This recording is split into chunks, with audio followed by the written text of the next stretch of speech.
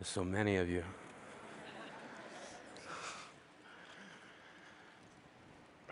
When I was a kid,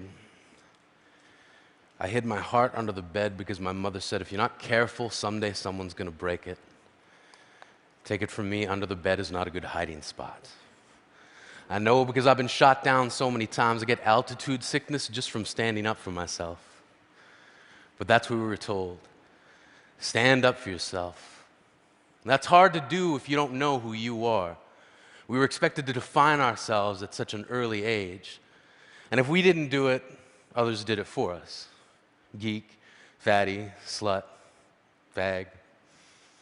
And at the same time we were being told what we were being asked, what do you want to be when you grow up? I always thought that was an unfair question. It presupposes that we can't be what we already are. We were kids. When I was a kid, I wanted to be a man. I wanted a registered retirement savings plan that would keep me in candy long enough to make old age sweet. When I was a kid, I wanted to shave.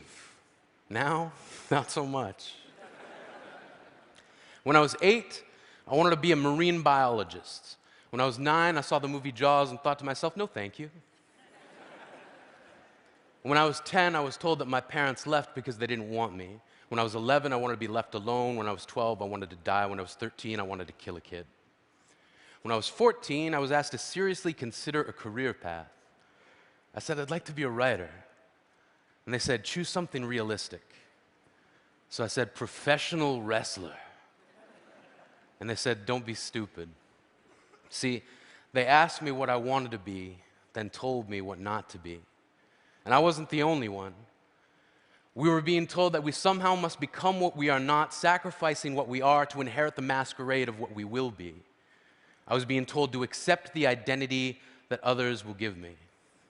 And I wonder what made my dreams so easy to dismiss. Granted, my dreams are shy because they're Canadian. My dreams are self-conscious and overly apologetic. They're standing alone at the high school dance, and they've never been kissed. See, my dreams got called names too. Silly, foolish, impossible. But I kept dreaming.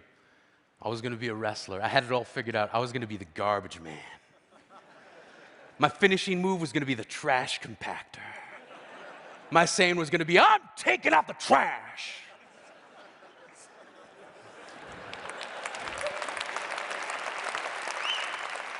And then this guy, Duke the Dumpster Drosy, stole my entire shtick. I was crushed, as if by a trash compactor. I thought to myself, what now? Where do I turn? Poetry. Like a boomerang, the thing I loved came back to me. One of the first lines of poetry I can remember writing was in response to a world that demanded I hate myself. From age 15 to 18, I hated myself for becoming the thing that I loathed, a bully.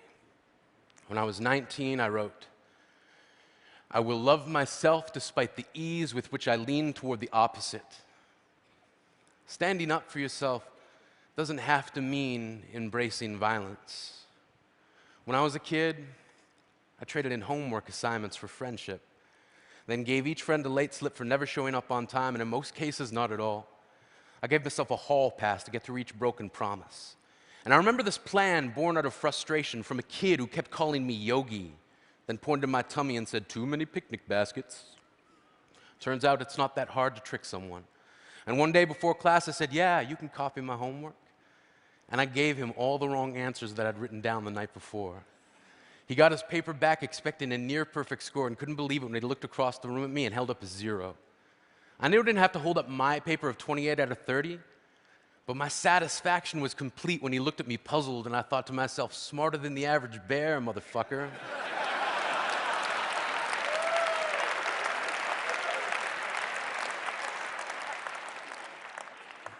This is who I am. This is how I stand up for myself. When I was a kid, I used to think that pork chops and karate chops were the same thing. I thought they were both pork chops. And because my grandmother thought it was cute and because they were my favorite, she let me keep doing it. Not really a big deal. One day, before I realized fat kids are not designed to climb trees, I fell out of a tree and bruised the right side of my body. I didn't want to tell my grandmother about it because I was scared I'd get in trouble for playing somewhere I shouldn't have been. A few days later, the gym teacher noticed the bruise and I got sent to the principal's office. From there, I was sent to another small room with a really nice lady who asked me all kinds of questions about my life at home. I saw no reason to lie. As far as I was concerned, life was pretty good. I told her whenever I'm sad, my grandmother gives me karate chops.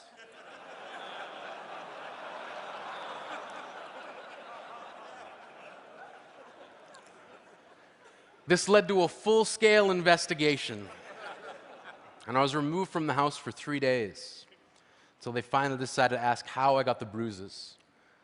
News of this silly little story quickly spread through the school, and I earned my first nickname, Pork Chop. To this day, I hate pork chops. I'm not the only kid who grew up this way, surrounded by people who used to say that rhyme about sticks and stones, as if broken bones hurt more than the names we got called, and we got called them all. So we grew up believing no one would ever fall in love with us, that we'd be lonely forever, that we'd never meet someone to make us feel like the sun was something they built for us in their tool shed. So broken heartstrings bled the blues, we tried to empty ourselves so we'd feel nothing. Don't tell me that hurts less than a broken bone. That an ingrown life is something surgeons can cut away, that there's no way for it to metastasize. It does. She was 8 years old, our first day of grade 3 when she got called ugly. We both got moved to the back of class so we would stop getting bombarded by spitballs. But the school halls were a battleground. We found ourselves outnumbered day after wretched day. We used to stay inside for recess because outside was worse. Outside, we'd have to rehearse running away or learn to stay still like statues, giving no clues that we were there in grade 5. They taped a sign to the front of her desk that read, "Beware of dog."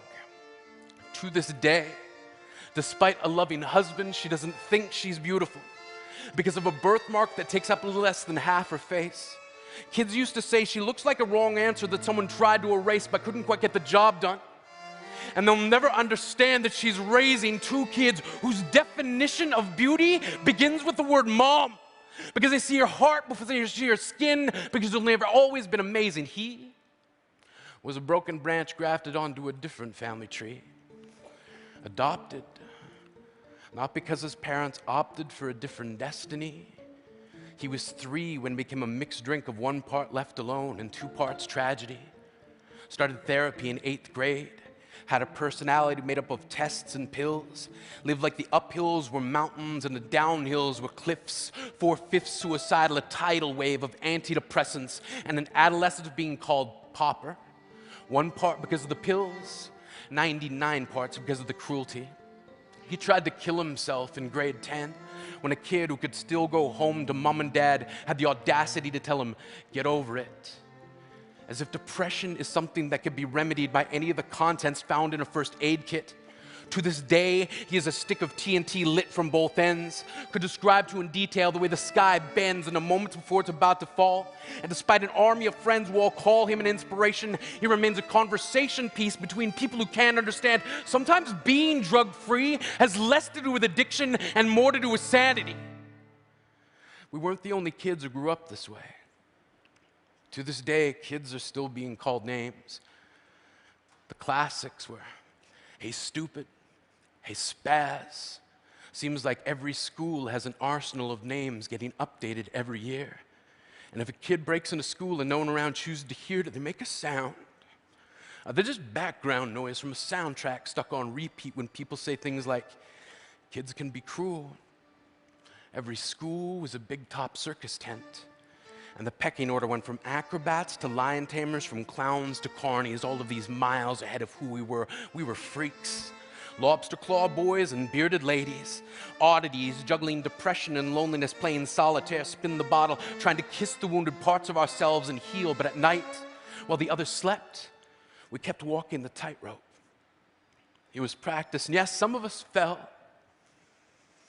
But I want to tell them that all of this is just debris left over when we finally decide to smash all the things we thought we used to be And if you can't see anything beautiful about yourself, get a better mirror, look a little closer, stare a little longer, because there's something inside you that made you keep trying despite everyone who told you to quit. You built a cast around your broken heart and signed it yourself. You signed it, they were wrong. Because maybe you didn't belong to a group or a clique. Maybe they decided to pick you last for basketball or everything.